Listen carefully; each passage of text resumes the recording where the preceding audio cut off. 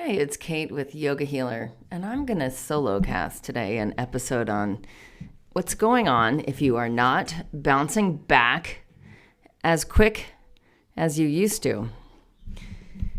Because a lot of people just associate that with getting older, and that's a bit of a dangerous association. I would associate that with your level of chronic inflammation. And so in today's podcast, I'm going to get a little bit into two different studies, one on chronic inflammation at large, global population study, and then another that is linking COVID, the seriousness of symptoms, how lethal is it, to chronic inflammation. So we're going to talk a little bit about bounce back and really what's at stake. And my hope is that in talking about this, that you have a better understanding of how to improve your bounce back. And whether that's bouncing back in life, bouncing back after a setback, whether that's just recovery from hard workouts and strenuous exercise, bounce back from stressful life events, stressful projects at work. We'll also talk a little bit about recovery in general, like if you've gone through a hard time, how to bounce back a bit faster. All right, so there's a lot going on with the assumption that these are things that we can't affect, when truly it is. If it's directly linked, if your bounce back is directly linked to how much chronic inflammation there is in your body, you can affect chronic inflammation. So that's what we really want to look at. In Ayurveda, chronic inflammation is Amma. It's that which can't be digested. And the way that I look at it is it falls into two camps: that which can't be digested by the mind, or that which can't be digested by the body. And it's not really what can't be digested, it's that which isn't being digested. Why? Usually because there's just too much coming in. There's just too much coming in to be able to process. There's too much information or emotion coming in for the mind to process, or there's too much undigestible food, or just too much food coming in for the body to be able to digest, for the cells to be able to not just like digest, but actually eliminate, right? So if there's more stuff that can come in than you can make use of or get rid of, there's a backup. And that backup shows up in the mind in terms of negative emotions: fear, irritability, and depression, right? And you could say those are the three categories: Vata, Pitta, Kapha. The energy that moves things and is excitable can turn to fear. The energy that's directed and gives us direction in life, that turns into irritability. And the energy that gives us a groundedness in life, that when that gets too heavy, that turns to depression. So just ask yourself, do I chronically have any of these emotional patterns? And if so, which one? Just get curious. Like, which way do you go? I personally go to irritability. Yes, indeed. Other people go more to anxiety, overwhelm. That's more on the Vata side. And stress is going to go more to that side, although stress combined with workaholism will go both wind and fire, more of that Pitta, that intensity. So fear plus irritability. Yeah, lovely. And the heaviness side, that's more of like where you're complacent, interestingly enough. Like this overwhelm goes to depression, but it's a different kind of compression than like complacency going to depression. So the true Kapha type of depression is more of the complacency. And it doesn't, like, how much does this categorization really matter? It does and it doesn't. Like, it does with greater specificity. I have a good Ayurvedic constitutions workshop. If you want to learn more about that, we'll put a link to that in the show notes. Okay, let's talk a bit about typical body stuff then. Body with Amma is when there's more coming in than can be digested and eliminated. It's, to me, there's just a global disrespect of space and, to some degree, time, right? But space first, then time second. So what do I mean by there's a global disrespect for space? We don't realize that there is a space and a time around digestion. And that what that is a time off. So if things are always on, they break down. If things are chronically breaking down and there's not time to repair them, they get worse and more broken over time. And that's what chronic inflammation is. So I'm going to read a little bit from this study on chronic inflammation. And this was let me just scroll up here. So this is from Chronic Inflammation by Roma Pawa and his gang. All right, this was released in November 2020. I'll put the link to the show notes. It's on the NIH. And what it says, what the study came to the conclusion of, and this is significant, especially if you're wanting your bounce back, right? Because you're designed to have bounce back. Chronic inflammatory diseases are the most significant cause of death in the world. The World Health Organization ranks chronic diseases as the greatest threat to human health. The prevalence of diseases associated with chronic inflammation is anticipated to increase persistently for the next 30 years in the United States. I'm going to get into that later. In 2000, the year 2000, nearly 125 million Americans were living with chronic conditions and the chronic inflammatory conditions he's talking about. And 61 million, or 21% of the population, had more than one. Just a side note there, in Ayurveda, by the time you get to a diagnosable condition that they're talking about here, you've had symptoms, you've lost your bounce back for a good long while. It doesn't happen overnight. You might not have been paying attention to the subtle signs and symptoms and just pushing through them or living with them. Okay, so 61 million, or 21% of the population that is spreading, and now I'm going to do another little editorial side note. America sets the standard for what's trending globally. So this is significant that 20 years ago, 1 in 5 Americans had more than one chronic inflammatory disease. In recent estimates, I'm back to reading now, in recent estimates by Rand Corporation, in 2014, nearly 60% of Americans had at least one chronic condition, and 42% had more than one, and 12% had 5 or more chronic conditions. Worldwide, 3 of 5 people die due to chronic inflammatory diseases like stroke, chronic respiratory diseases, heart disorders, cancer, obesity, and diabetes. Now, why is this study grabbing my attention, and why should it grab yours? It's actually a book.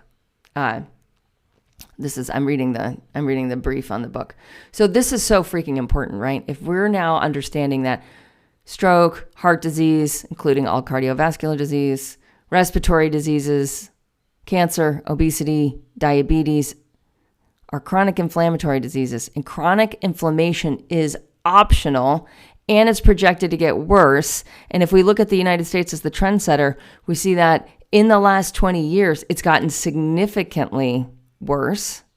Then we should pay attention because it's projected to get increasingly persistent for the next 30 years. And it's not like you feel better every day, right? You feel worse every day. It's not like you're feeling good and then you get a scary diagnosis. It's like you're slowly feeling worse and then you get a scary diagnosis. And then if you don't change, you get another scary diagnosis on top of your first scary diagnosis. And if you're like 12% of adults right now in the United States, you have 5 or more of those scary diagnoses. And that, when treated by medication, is a lot of medication. All right, so let's talk a little bit. I'm going to tie this to COVID because this is important about the chronic respiratory disease part of all this. So this is from a study, May 2020, COVID-19, the inflammatory link and the role of nutrition in possible mitigation. Global public health bodies and governments have ignited strategies and issued advisories on various hand washing and hygiene guidelines, social distancing strategies, and in the most extreme cases, some countries have adopted stay-in-place or lockdown protocols to prevent COVID-19 spread. Notably, there are several significant risk factors for severe COVID-19 infection. These include the presence of poor nutritional status in pre-existing non-communicable diseases, NCDs, such as And here's the same list that you just heard, such as diabetes mellitus, chronic lung diseases, cardiovascular diseases, obesity, and various other diseases that render the patient immunocompromised. These diseases, now listen closely, are characterized by systemic inflammation, which may be a common feature of these NCDs, affecting patient outcomes against COVID-19. So I'll put the link to this study as well. So we've known for many, many moons about the connection between how severe someone's symptoms will be if they have chronic inflammation when they come into contact with COVID versus someone who doesn't have chronic inflammation that comes into contact with COVID. And that study is great. They really go into it. And there's more studies like that.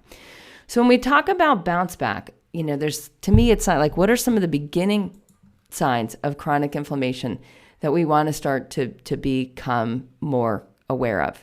So some of the most basic ones, weight gain. If you're carrying more weight than your body's designed to, and if you were in good shape in high school, like that's a good body weight usually, is like where you were at between 18 and 22 when your body was done growing. So earlier for girls than for boys.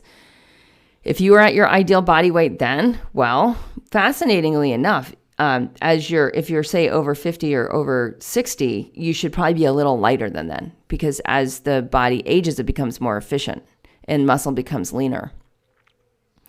Not much, but a little bit, right? But if you're heavier than that, then you know that you have chronic inflammation, which means that the way that you're eating and metabolizing and resting, that rest part of the phase, that is off, that you need to make changes. You need to make lifestyle changes and diet changes. And if you do, you'll get your bounce back. Yay! All right. So what else? Body pain. So joint pain, arthritis, all of that is a symptom of chronic inflammation. Or it's actually a sign. Chronic fatigue and insomnia. So if you're tired and you're not sleeping well, if you're consistently getting less sleep, if you're consistently having more interrupted sleep, if you're having trouble falling asleep, if you're having trouble getting up in the morning, those are all signs of chronic inflammation. GI problems, so problems in your gut, like constipation, diarrhea, acid reflux, any of those means that there's something wrong with digestion and elimination. So you want to think about these things, in my experience, as simply as you possibly can, right? Don't make it more complex. It actually kind of bummed me out when I saw in the COVID article, like, why do we have to call non-communicable diseases NCDs? Like, why do we have to make this more complicated? Why do we have to name things that are in a more complicated way? The benefit of simplicity in language is that you can find out where you are on the map. And you want to know, like, where are you right now on the map of chronic inflammation? How much do you have? Because the less of it you have, the less life throws you for the loop. And the easier it is to bounce back from the intensity that occasionally life, or sometimes consistently, life will offer up to you. So, for instance, if you're not bouncing back after setbacks or failures or stress or workouts, or even, say, a fun night out on the town where you drank a little bit too much and ate a little too much and you were train wrecked from that for 48 hours or a week, that's your bounce back. And you can get your bounce back. All right, frequent infections. Another sign of chronic inflammation. Now, Ayurveda is going to go even more in depth in this in terms of signs of Amma. So signs of Amma might even precede signs of chronic inflammation, which is good news, which means like you can tell at even a subtler state, meaning it doesn't have to get to chronic inflammation to know if you have Amma. So what is Amma? Amma is that which is not being digested in the body or the mind. It usually starts in the body, in the digestive tract. Okay, so I'm going to read you a few of the signs of Amma. And if you have these are just there, and you don't have any of those things that are chronic inflammation yet, right? You might see like, oh, I'm on the way. I'm on the way there. So I might as well change directions now before it's harder. So one of the first ones is my tongue is coated, especially in the morning. Now, you might not know if your tongue is coated until you start using a tongue scraper. And fair enough. If you grew up in a culture that doesn't scrape their tongues, then it's time to create that culture at home. So go get a tongue scraper. They're now sold everywhere, which is so freaking exciting because before they were hard to get. In the morning when you wake up, scrape your tongue before you brush your teeth and just see how much coating is there. And then you can scrape your tongue later in the day just to see, does the coating go away or does it come back? You're really supposed to just scrape your tongue every morning before brushing your teeth so that you can actually stimulate the organs of digestion and elimination. Okay, question number 2. Do you have real appetite? Meaning, like, do you let yourself get really hungry? Not emotionally hungry, but like really physically hungry, where you feel the chicken scratching sensation in your stomach. Like, wow, I could eat anything right now. I'm hungry for anything right now. Because that's the difference between that and emotional eating. Emotional eating is like, I want this exactly very specific thing that makes me feel this very specific way, right? That's not what we're talking about. We're talking about having real appetite. So if you don't have real appetite, then you have Amma, which means you're on the track to not bouncing back even less quickly in the future. And you're on the track for chronic inflammation, which we now know all those major disease categories that people are dying from are chronic inflammation. Okay. Do you need to spit? So if you find yourself spitting a lot, do you feel heavy in your body? These are all signs of Amma. That you're easily mentally or physically tired, or that you have trouble concentrating. In the morning, if you feel cloudy or groggy, if it's hard to get out of bed. If you feel a sense of blockage in the body, and this can be like you're just not pooping that easily, you don't feel that connected to your body, which is, I mean, oh boy, it's like if you don't know what that feels like because you're so in it, it's hard to know what actually feeling connected to your body is like. So I'll just give an example. Indy and I got, we got in Winston, we flew in to Puerto Vallarta 2 days ago. And she re-injured herself within like 20 minutes of touching ground because she wasn't that connected in her body. There was actually, and that often happens with air travel. And so getting into your body, there's things that you can do like self-massage, like exercise, like fasting. Those are like, to me, the fastest and easiest ways to get more connected to your body. Also taking laxatives if you're constipated, like magnesium, like Calm, just to move energy physically through waste products down and out. All right, feeling that something's not working right in your body is another sign of Amma. Feeling lazy, like you've lost your inclination to work or to push yourself harder, to do harder things, that's a sign of Amma. All right, so a few other ones.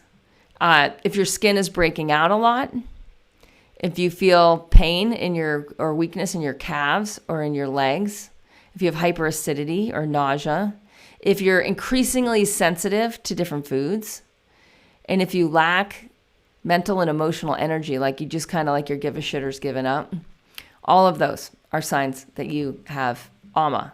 Now, Amma just doesn't happen as like a one-time thing. It's as a pattern.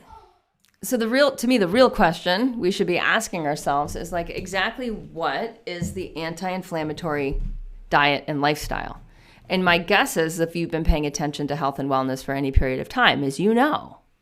The question is, are you doing that? Like, are you doing what you know to do? And that's always people's edge. It's everybody's edge. It's not personal. It's everybody's edge, is to actually habituate or make a habit of, an automated habit of that which you know will create a better future outcome. So these habits, we have to realize, like, we are in a culture of complacence. We are in a culture of chronic inflammation.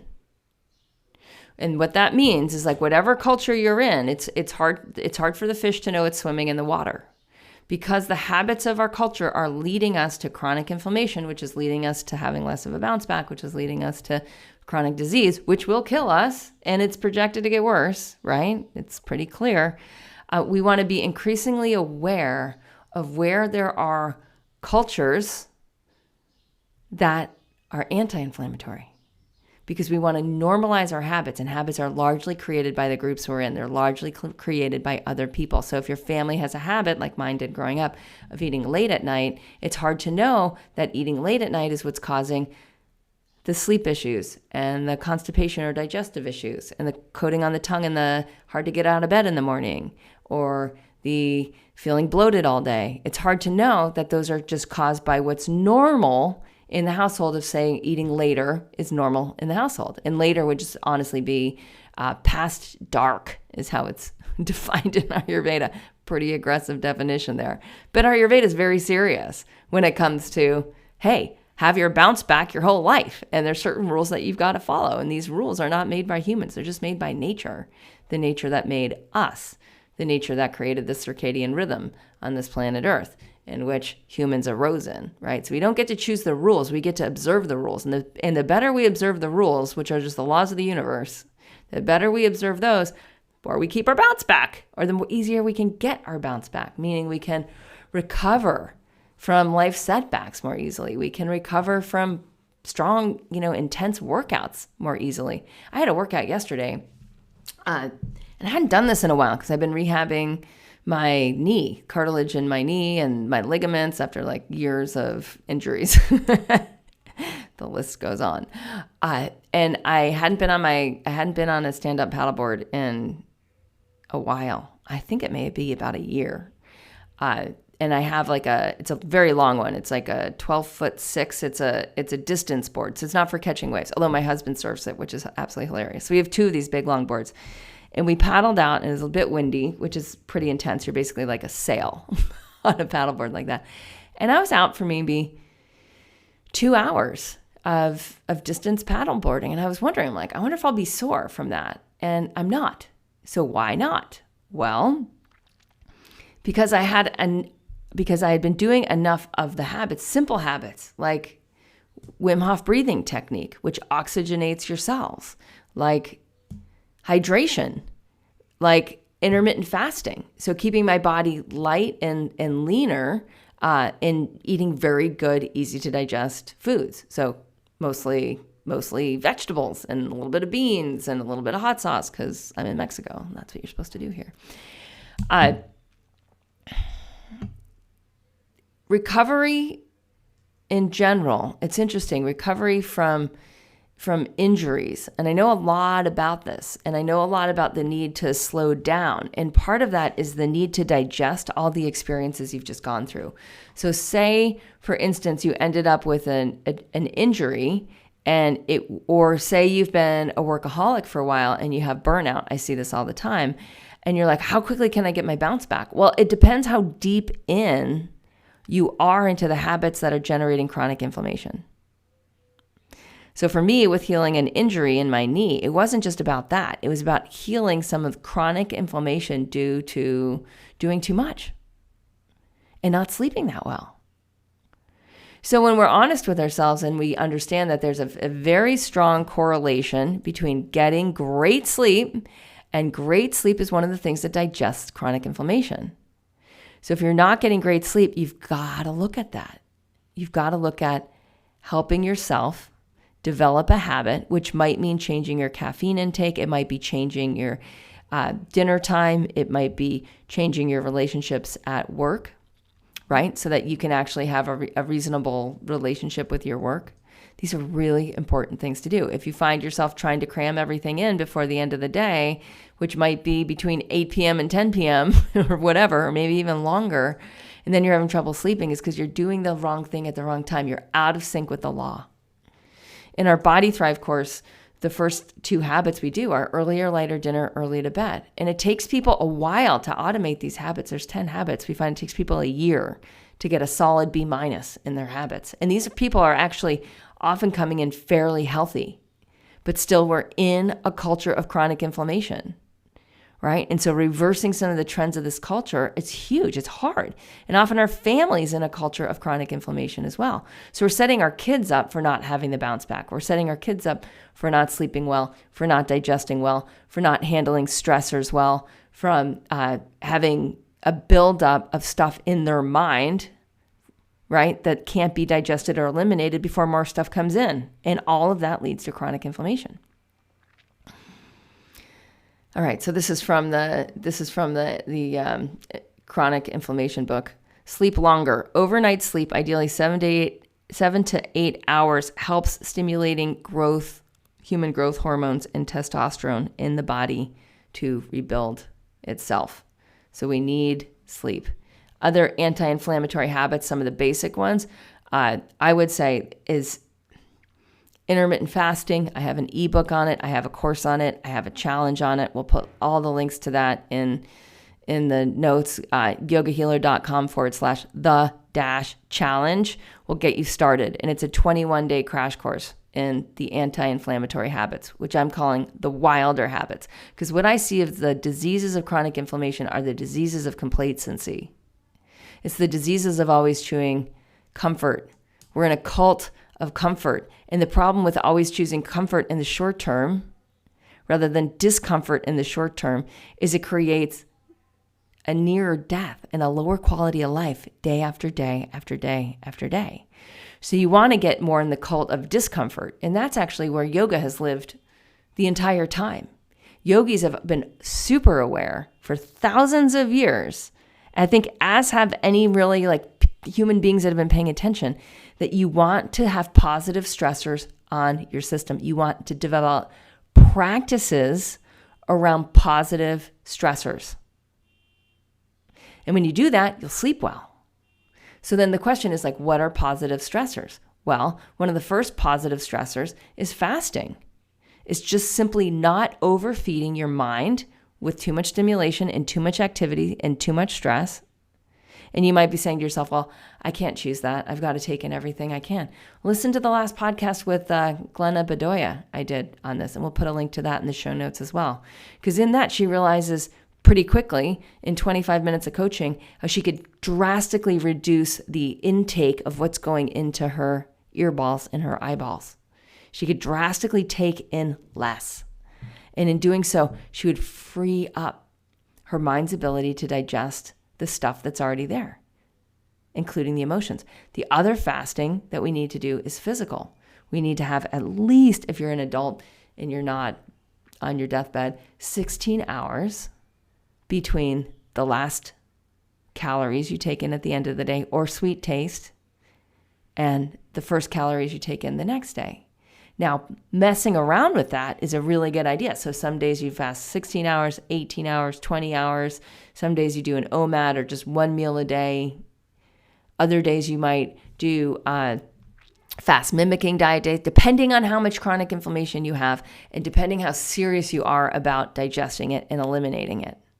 You might do what we do in the challenge. We do a 5-day fast mimicking diet where you're having 500 or 600 if you're a guy, calories a day for 5 days.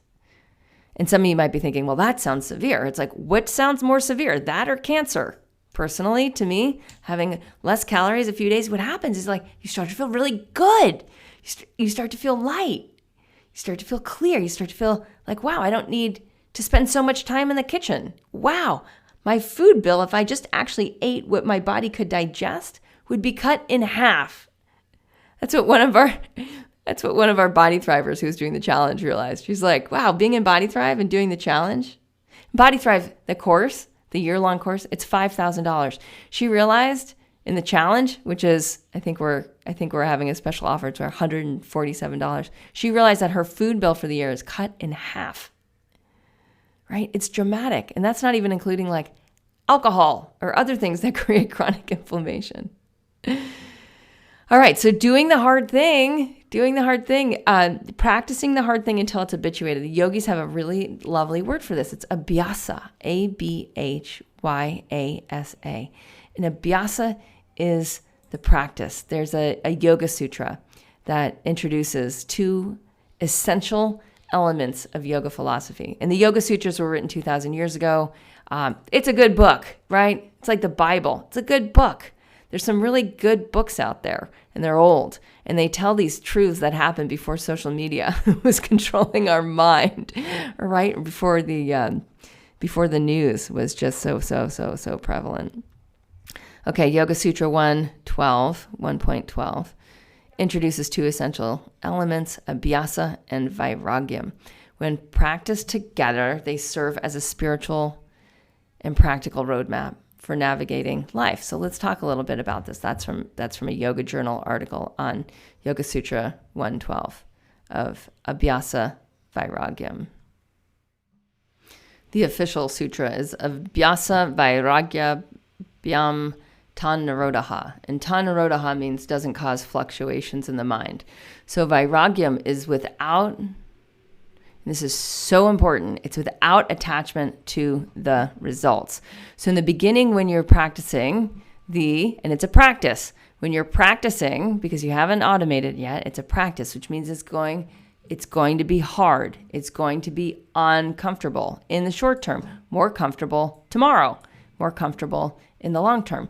Is that vairagyam, this non-attachment to the results, is non-attachment to the results so that you can relax into the process. One of the best ways I've seen this drawn out is by James Clear, who wrote Atomic Habits. And he talks about how in the beginning of changing a habit, there's going to be what's called the valley of disappointment.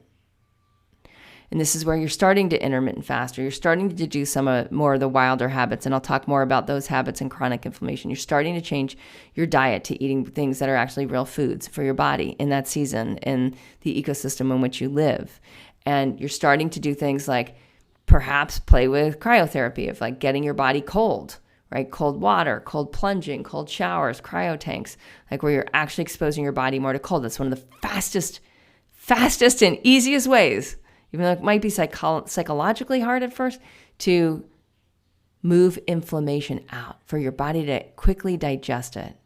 So what happens is when you start to change your habits is you go through a period where what you think should happen and how good you should feel because you made a choice to do something different. Finally, you did the good thing. Is that it takes time for that to get traction, especially the deeper you're into the habit that was creating chronic inflammation. So he terms that in this plateau of latent potential. It's a diagram in Atomic Habit. It's great. And he said there's this latent potential, and in this plateau of latent potential, it feels like you've plateaued, like you're starting to do a new habit. At the beginning, you might feel kind of good, like, oh, it's making a difference. And then you might plateau. And what you think should happen is that you should be feeling a little bit better every day. But what actually happens is you feel disappointment. But if you keep doing the thing that's harder in the short term, what happens is all of a sudden you go past this tipping point. And in the tipping point, you start to feel way better than you thought you could. What I find is that this is where being in a community of people, being in a culture of people that have better habits than you is crucial. And that's why in our courses, people find that they can make progress more rapidly because more people around them have the habits that they want. So they're in a culture that's reinforcing the positive anti-inflammatory habits. You want the anti-inflammatory habits and lifestyle. If you don't, you will not get your bounce back. You will not feel as good. So let's talk about a few of the other things. So I'm going to go back to this chronic inflammation book, some of the obvious ones. And he doesn't, what was disappointing to me here was they got sleep right. They got weight right. Like you got to be at your ideal weight. They got anti-inflammatory foods right, which are basically like real foods that your body can digest, that's diverse and from they don't nail the ecosystem part. Instead, they give you a list of foods, but it's very, as far as I can tell, ecosystem driven. And they got less stress. So yay, good. They missed the fasting part, which shame on them. We know enough now about apoptosis and autophagy to know that cells need a break. We need to fast. When we break, what happens is cells start to digest the inflammation. And if a cell is too damaged to digest its own inflammation, it does this radical move called apoptosis. It commits suicide. It allows the body to just totally digest it. And then the whole physiology becomes more efficient. And this is one of my major arguments, is this is why your bounce back shouldn't get less as you age. A lot of people in our courses feel better in their 70s than they felt in their 40s, 50s, and 60s. I've seen it enough time to understand that the anti-inflammatory habits, what I'm calling these wilder habits, why? Because they're not complacent. They're not part of the cult of convenience, and they're not part of the cult of comfort. They're wild, and they make you feel alive, and they bring you into the seat of the creator in your life. And they bring you into a place where you can do hard things, because every day you wake up and you do the hard things. That's what leads to an anti-inflammatory experience. And that experience, you keep your bounce back. It might even improve. So significant. Okay, so good fats are clearly the only fats you should eat. And you know that. You already know that. You already know what it feels like to eat hydrogenated oils, mayonnaise, stuff like that, compared to like soaked almonds. They're not even in the same category in terms of nutrient density and being food for the body. Anything that stresses your body out in terms of digestion is creating inflammation. So, good fats, whether it's fatty fish like salmon or whether it's the good nuts that are soaked or pressed into oils, avocados, really important. Obviously, the greens, green things that are juiced or lightly steamed, right? It's easy to digest, marinated in salads are super great because they're enabling your body to pick up more oxygen and keep energy moving in, which helps move waste out. The other foods, don't you love how like berries and cherries have become so popular because they have this adaptogenic property. They're antioxidant, which means what? They're stopping this oxidation process, which is an inflammatory process from happening in your cells. This past summer, I harvested service berries, like 30 pounds. I bought a piece of land and had tons of service berry trees on it.